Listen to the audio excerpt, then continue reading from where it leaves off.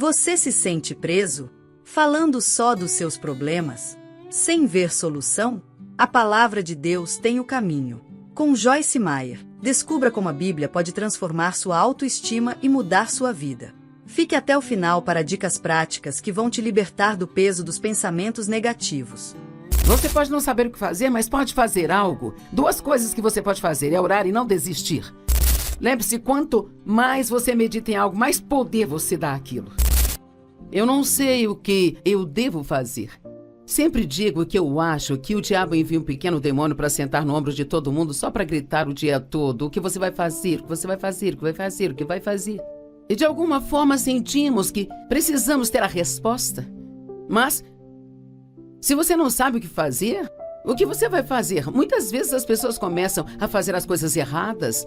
Então hoje eu quero falar com você sobre o que fazer quando você não sabe o que fazer. Porque, sabe, tem coisas que seriam valiosas para fazer e coisas que não seriam valiosas para se fazer. Primeiramente, não se concentre ou fixe no seu problema. Prestamos muita atenção aos nossos problemas e quanto mais prestamos atenção neles, maiores ficam, sabe? Onde quer que você se concentre, é isso que se torna maior em sua vida. É por isso que precisamos nos concentrar em Deus, em sua palavra e deixar que isso se torne maior do que o nosso problema. Pensar no seu problema, falar do seu problema, não vai fazê-lo desaparecer, só vai piorar as coisas que acontecem, sabe? Quando uma criança está tendo um acesso de raiva, se alguém presta atenção nessa criança, então ela vai continuar e até aumentar a efervescência. Já reparei que quando eu tenho dor no meu corpo ou eu não me sinto bem, quanto mais penso nisso, pior me sinto e pior eu fico. Mas se eu for ir fazer outra coisa, tirar o meu foco disso, é incrível como eu começo a me sentir melhor, sabe? Já houve momentos quando eu me senti muito mal. Eu saía para fazer compras e rapidamente eu já me sentia melhor. Então, é verdade que quanto mais você se concentra no problema, então pior o seu problema fica. Não fale sobre sua dor, seus problemas, a menos que isto vá ajudar em algo. Falar sobre isso, só falar a respeito disso, apenas chama atenção para o que o diabo está fazendo. Agora ouça o que estou prestes a dizer, porque esta é uma declaração importante para este ensino hoje. E falar excessivamente sobre as coisas erradas é talvez um dos nossos maiores problemas. Deixe-me repetir. Falar excessivamente sobre as coisas que estão erradas é talvez um dos nossos maiores problemas. Tudo bem, você desabafar um pouco se está sofrendo ou passando por algo, contar a alguém, pedir oração, mas falar sobre isso, só falar disso, tudo o que vai fazer é só te manter focado nisso. E quanto mais você se concentrar nisso, maior isto se torna. Aqui está uma história maravilhosa sobre Jesus, em Marcos 5, 35 e 36. Enquanto ele ainda falava, vieram alguns dos principais chefes da sinagoga, dizendo a Jairo, sua filha morreu. Jairo era o homem que foi até Jesus e disse, minha filha está muito doente, você pode ir e curá-la? E Jesus, ele estava sempre disposto a ajudar as pessoas, sempre parava o que estava fazendo, ele era muito interrompível. Então Jesus disse a ele que sim, ele iria até a casa de Jairo e curaria a menina. Enquanto estavam a caminho, algumas pessoas vieram e disseram, bem, é tarde demais, não precisa ir? A garota morreu. Não se incomode e aflija mais o mestre. Agora ouça isso aqui. Ouvindo, mas ignorando o que eles disseram, Jesus disse ao chefe da sinagoga. Então Jesus ouviu o que eles disseram, mas aqui diz que ele ignorou o que disseram. Pode parecer estranho dizer isso, não quero dizer da maneira errada, mas que tal se você ignorar o seu problema? Que tal se você ignorar aquela notícia ruim que você recebeu? Ou talvez você tinha ouvido falar da possibilidade de demissões no trabalho. Bem, não se concentre nisso e continue falando disso. Apenas ore, deixe para lá e confie em Deus, que Ele cuidará de você. Ouvindo mais, ignorando o que disseram, Jesus disse ao chefe da sinagoga, não seja tomado de alarme e atingido com medo. Tão somente continue acreditando. Bem, Isso é algo que podemos fazer se não sabemos o que fazer? Então, somente continuar acreditando. Quando eles estavam esperando para ver o que iria acontecer com Lázaro, depois que ele morreu, e eles foram até Jesus e disseram: olha, Lázaro está morto. E Jesus sabia que ele havia morrido. Ele tinha ouvido isso 4 dias antes, mas ele não foi nem fez nada a respeito. E disseram: ah, Senhor, se você tivesse vindo, ele não teria morrido. E Jesus disse para não se preocuparem com isso, que ele iria cuidar daquilo. Eles disseram: Senhor, agora ele já cheira mal.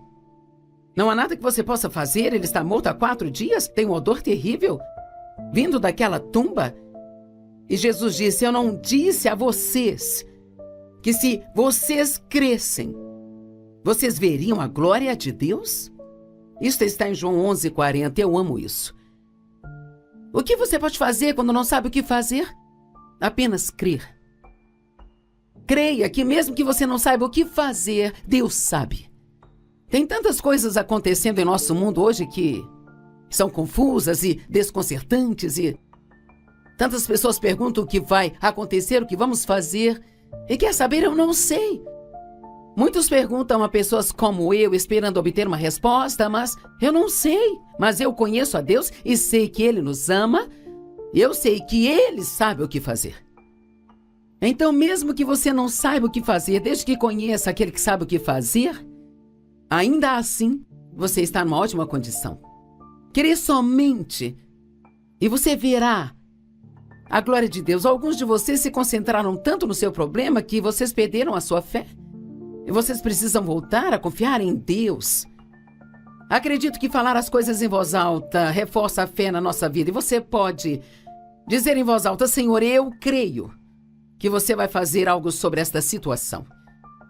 Eu não sei mais o que fazer, Senhor, mas eu sei que eu posso crer e eu coloco a minha confiança em você. Hebreus 12:2 diz: olhando para longe de tudo que possa distrair de Jesus. Veja, se você olhar demais para o seu problema, ele vai te distrair de Jesus. Olhando para longe de tudo que vai distraí-lo de Jesus, que é o líder e a fonte da nossa fé. Aquele que primeiro incentivou a nossa crença e também é o seu consumador, o qual traz a maturidade e perfeição. Olhando para longe de todos os problemas do mundo que vão te distrair de Jesus, porque Ele é o autor e o consumador da nossa fé. Deus começou algo em sua vida e Ele vai terminar se você mantiver os seus olhos nele. E sei que alguns de vocês têm alguns problemas muito urgentes. Talvez você tenha recebido uma notícia ruim do seu médico e o diabo está gritando no seu ouvido: não há caminho, não há caminho, não há caminho. Bem, Jesus, Ele é o caminho. Ele disse: eu sou o caminho, a verdade e a vida. Nenhum homem vem ao Pai senão por mim. E quer saber, quando ninguém mais estiver ao seu lado, Jesus estará ao seu lado. Você tem o que é preciso para superar esses problemas. Você é mais forte do que pensa. E você tem sabedoria. A sabedoria é um dom de Deus através de Jesus Cristo. E Deus, Ele vai te mostrar o que fazer, ou Ele fará isso por você, um dos dois. Ele, pela alegria de obter o prêmio que foi colocado diante dele, suportou a cruz, desprezando e ignorando a vergonha. E agora Ele está assentado à mão direita do trono de Deus. Bem, Jesus desprezou o que teria que passar. Foi vergonhoso, Ele tomou todo o nosso pecado sobre si. Nem consigo imaginar o quão terrível isso deve ter sido para Ele, como Ele sofreu. E devemos ser tão gratos todos os dias da nossa vida pelo que Ele fez por nós. Aqui diz que Ele fez isso, Ele suportou, pela alegria do prêmio, que mais tarde viria a sua vida. Agora Ele está desfrutando desse prêmio, Ele está agora, nesse momento, enquanto conversamos, sentado à mão direita do Pai, no céu. Satanás usa dor e problemas para nos distrair do que deve ser o tema central das nossas vidas, que é Jesus. Agora, vamos falar sobre meditação. E esta não é só uma palavra que as falsas religiões usam ou algo ruim. Nós ouvimos falar sobre meditação e pensamos: isso não é bom. Bem, sabe, isso é só um complô do diabo para que as pessoas não façam isso. Deus foi o primeiro a falar sobre meditar. Ele disse para meditar em sua palavra dia e noite. para que você possa vê-la, conhecê-la e então praticá-la. Quanto mais você meditar na palavra de Deus, maior a probabilidade de você ter a força para fazer o que a palavra diz. Mas não é o que Satanás quer que façamos. Ele quer que meditemos nos nossos problemas. Sabe, a palavra meditar literalmente significa pensar sobre algo de novo na mente. Bem, isso é se preocupar então? Se você sabe como se preocupar, sabe como meditar. Agora, tudo que você tem que fazer, em vez de ficar pensando no problema constantemente na mente, o que eu vou fazer, faça isso com a palavra de Deus, pegue qualquer parte da palavra de Deus. Como talvez Provérbios 3, do 5 ao 7. Confie no Senhor de todo o coração e mente, não se incline à sua própria compreensão. Reconheça-o em todos os seus caminhos e ele endireitará os seus passos. Não seja sábio aos seus próprios olhos. Eu amo isso, é quase como se... Eu amo o verso 7, não seja sábio aos seus próprios olhos. É como se você não fosse inteligente o bastante para gerir sua vida. Então pare de tentar entender tudo e ponha sua confiança em Deus. Ficar argumentando pode te colocar em apuros. Quanto mais você tenta argumentar as coisas, mais confuso fica. E mesmo que Deus tente te dar resposta para o seu problema, você não consegue discernir ou ouvir o que ele diz porque está muito ocupado e se preocupando. A Bíblia nos ensina a meditar sobre a palavra de Deus, nas suas obras e sobre o nosso chamado e nossos deveres. Sabe, aqui no estúdio hoje eu fiz 3 pregações para 3 dias de TV. Eu pus todas essas 3 mensagens juntas e as coloquei no meu computador e perdi 2 delas. Eu não sei o que eu fiz. Às vezes faço coisas estranhas. Eu digito muito rápido, então às vezes aperto os botões, eu marco e destaco coisas e... Então eu aperto um outro botão errado e apaga tudo, eu não consigo recuperar, sabe? E é muito decepcionante quando você faz isso, porque provavelmente representa, não sei, talvez 4 horas de trabalho. Eu tive que fazer tudo de novo. E assim, então, eu refiz as 3 mensagens e as estudei ontem à noite. E hoje eu levantei cedo e eu as estudei de novo nesta manhã. E entre cada pregação, sentei na salinha de espera, de lá voltei para cá para compartilhar as coisas com você. Então eu meditei sobre essas mensagens de novo. Eu tenho pregado isso para mim mesma de novo, para que então eu possa pregar para você. O que eu compartilho com você não teria nenhum poder se apenas me levantasse e pregasse algo que talvez tenha ensinado algum dia e viesse apenas tentasse entregar isso. Quanto mais você meditar em algo, melhor você fica naquilo. E se você realmente quer ser bom em alguma coisa, medite sobre ela. Se você quer ser muito bom em ter problemas, então se preocupe com eles o tempo todo. Se realmente quer ser bom em desfrutar a vida, então medite sobre o fato de que há mais de 7.000 promessas na palavra de Deus, de coisas boas que Deus fará para você, se você somente crer. Meditar significa ficar pensando de novo na mente ou sussurrando suavemente. Medite na palavra de Deus dia e noite para que possa observar e fazer tudo o que ela diz. Josué 1:8. E sabe, quando Deus enviou Josué para terminar o que Moisés havia começado, ele disse, assim como eu fui com Moisés, eu serei com você. Ele não disse, eu quero que você seja como Moisés. Deus nunca nos disse para ser como outra pessoa. Mas ele prometeu que ele sempre estará conosco se nos mandar fazer algum trabalho. E se Deus te enviou para fazer algo, e parece agora que isso não vai acontecer, sabe? O diabo é um mentiroso, mantenha seus olhos em Deus, e ele te dará as respostas que precisa. Meditar em algo é adicionar poder a isso. Quer acrescentar poder às promessas de Deus ou quer acrescentar poder aos seus problemas? Eu me lembro que numa manhã, há muito tempo atrás, me levantei para o meu tempo de oração, comecei a pensar em um problema. Eu fiquei remoendo aquilo muitas vezes na mente. E o Senhor falou ao meu coração e disse, você vai ter comunhão com seus problemas ou vai ter comunhão comigo? Tire o seu problema da sua mente e pare de pensar, pare de falar disso e medite na palavra de Deus. Aquilo no que você se concentra se torna a maior coisa em sua vida. Meditar aumenta o seu progresso. E você quer progredir no seu chamado ou nos seus problemas? E acredito que todos temos um chamado para as nossas vidas. 1 Timóteo 4, versos 14 e 15. Paulo disse a Timóteo, não negligencie o dom que há em você. Aquela doação especial, interna, que foi diretamente impartida a você pelo Espírito Santo. Por expressão profética, quando os anciãos impuseram as mãos sobre você em sua ordenação. Pratique e cultive e medite em seus deveres. É como compartilhei sobre como preparo as minhas mensagens. Este é o meu dever. É meu trabalho diante de Deus. Entregar a palavra de Deus da melhor maneira que eu conheço. Então ela pode realmente ter um impacto em sua vida. Estou plenamente ciente de que o que falo precisa ter a unção de Deus. Não pode ser apenas palavras, tem que ser palavras ungidas. E a única maneira que conheço para que isso aconteça é sendo obediente a Deus, é em meditar nele de novo, de novo e de novo. E então, isso se torna tão real para mim, antes que eu venha ensinar isso para você. Pratique, cultive, medite em seus deveres. Se entregue inteiramente a eles, como seu ministério, para que seu progresso possa ser evidente diante de todos. Se você sente que foi chamado para algum ministério, então pense nisso o tempo todo. Fale disso com Deus o tempo todo. Ore a respeito regularmente. Se foi chamado para ensinar a palavra, então medite no que vai ensinar.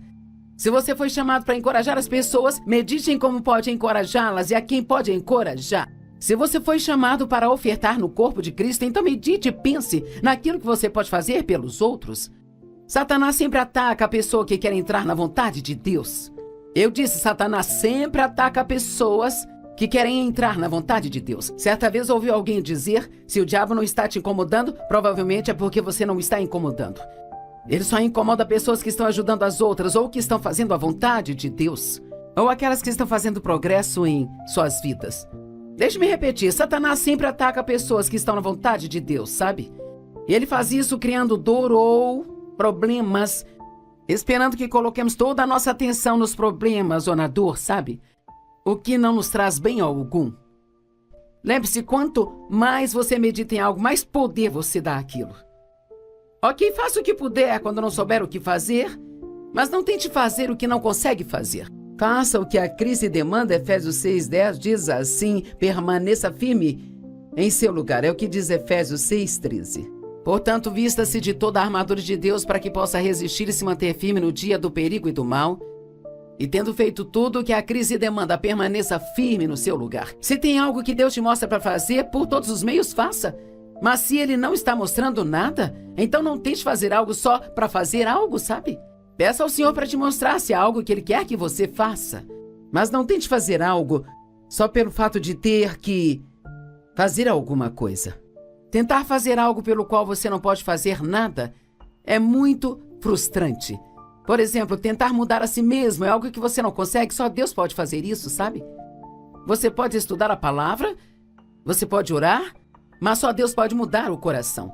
Tentar mudar os outros é algo que você não consegue. Você pode não saber o que fazer, mas pode fazer algo. Duas coisas que você pode fazer é orar e não desistir.